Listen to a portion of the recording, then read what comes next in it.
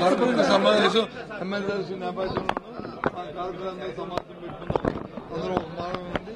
రేపు ఎన్నికల్లో అందరూ జగన్మోహన్ రెడ్డి గారు ఏదైతే నిర్దేశించారో దాన్ని అందరం కూడా ఎన్నికల్లో విజయం చేకూర్చాలనే మాటని అందరూ రిక్వెస్ట్ చేశాం. అందరూ కూడా ఒకే మాట మీద ఉంటామని చెప్పారు. నేను ఏది మీతో మాట్లాడుకోలేదు. సమావేశం జరిగింది. అది ఎన్నికలు 30వ తారీఖున ఎన్నికలు అవుతాయి. అయిన తర్వాత అవన్నీ రిజల్ట్ సమాధానం చెప్తారు. నామినేషన్ 12వ తారీఖు.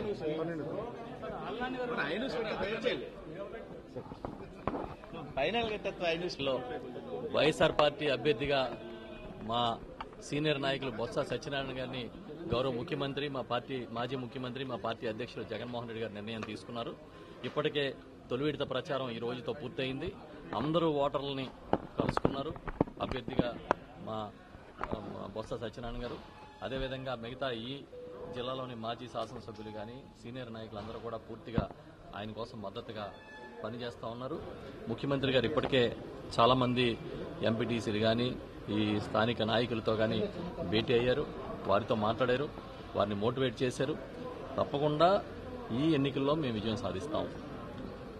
మాకు 850 ఓట్లలో 650 ఓట్లు పైచిలకు వైఎస్ఆర్ పార్టీ బీఫామ్ మీద గెలిచిన అభ్యర్థులు ఉంటే, మా ఓటర్లు ఉంటే, చంద్రబాబు నాయుడు గారు పోటీ పెట్టాలనుకోవడం ఏంటి అంటే నైతిక విలువలు లేని రాజకీయం చేయడానికి సిద్ధం అవడమే కదా. మీరు ప్రలోభాలు పెట్టడానికి సిద్ధం కావడమే కదా. మా ఓటర్లని ప్రలోభ పెట్టి మా ఓటర్లను బెదిరించి మీరు తీసుకెళ్లాలనే ప్రయత్నమే కదా. దాన్ని ఎదుర్కొంటాం.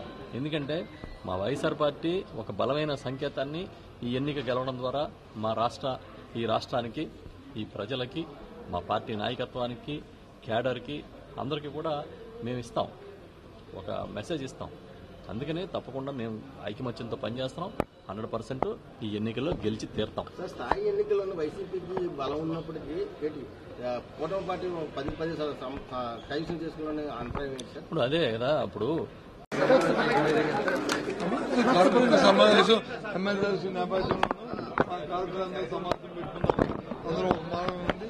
రేపు ఎన్నికల్లో అందరూ జగన్మోహన్ రెడ్డి గారు ఏదైతే నిర్దేశించారో దాన్ని అందరం కూడా ఎన్నికల్లో విజయం చేకూర్చాలనే మాటని అందరూ రిక్వెస్ట్ చేశాం. అందరూ కూడా ఒకే మాట మీద ఉంటామని చెప్పారు. నేను ఏది మీతో మాట్లాడుకోలేదు. సమావేశం జరిగింది. అది ఎన్నికలు 30వ తారీఖున ఎన్నికలు అవుతాయి. అయిన తర్వాత అవన్నీ రిజల్ట్ సమాధానం చెప్తారు. నామినేషన్ 12వ తారీఖు.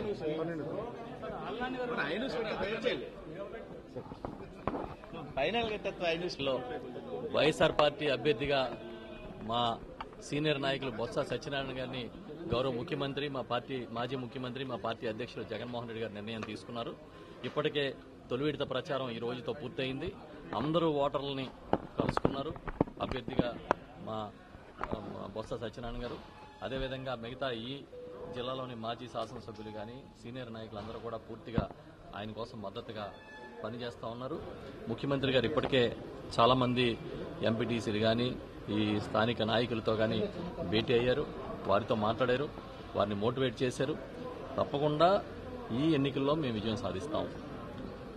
మాకు 850 ఓట్లలో 650 ఓట్లు పైచిలకు వైఎస్ఆర్ పార్టీ బీఫామ్ మీద గెలిచిన అభ్యర్థులు ఉంటే, మా ఓటర్లు ఉంటే, చంద్రబాబు నాయుడు గారు పోటీ పెట్టాలనుకోవడం ఏంటి అంటే నైతిక విలువలు లేని రాజకీయం చేయడానికి సిద్ధం అవడమే కదా. మీరు ప్రలోభాలు పెట్టడానికి సిద్ధం కావడమే కదా. మా ఓటర్లని ప్రలోభ పెట్టి మా ఓటర్లను బెదిరించి మీరు తీసుకెళ్లాలనే ప్రయత్నమే కదా. దాన్ని ఎదుర్కొంటాం. ఎందుకంటే మా వైఎస్ఆర్ పార్టీ ఒక బలమైన సంకేతాన్ని ఈ ఎన్నిక గెలవడం ద్వారా ఈ రాష్ట్రానికి, ఈ ప్రజలకి, మా పార్టీ నాయకత్వానికి, క్యాడర్కి అందరికీ కూడా మేము ఇస్తాం, ఒక మెసేజ్ ఇస్తాం. అందుకనే తప్పకుండా మేము ఐకమత్యంతో పనిచేస్తున్నాం. 100% ఈ ఎన్నికల్లో గెలిచి తీరుతాం. స్థాయి ఎన్నికల్లోనూ వైసీపీకి బలం ఉన్నప్పటికీ కూటమి పార్టీ 10 కైవసం చేసుకోవాలని అభిప్రాయం ఏంటి సార్? ఇప్పుడు అదే కదా. అప్పుడు ఈ స్థాయి సంఘాల ఎన్నికల్లో మా పార్టీ